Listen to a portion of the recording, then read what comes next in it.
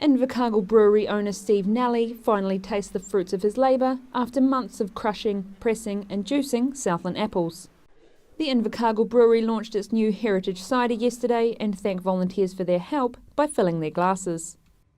We gave a yell out to the community, asked for their leftover apples or apples off old trees, looking at the really old traditional apples. And these are some of the people that either donated apples or donated their time to actually create it. Nally says this is the brewery's first cider which has been made entirely from local heritage apples without the use of commercial apples. In the past I have used commercial apples to bring up volume, but I made a decision this year we'll see what the finished terroir of our apples will taste like. That was my take on it.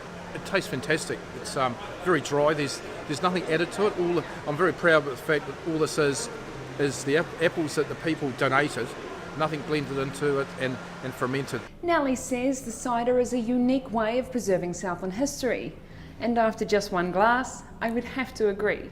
This is what the early settlers would have done. They would have had produce in their growing their own produce. They would have eaten it fresh. They would have cooked with it. They would have made vinegar with it. And even possibly made some cider with it. So it's just remembering who we are and where we came from. Plans are already well underway for next year's vintage, and brewers said today there's always room for more volunteers. I'm Sharon Rees for the South Today.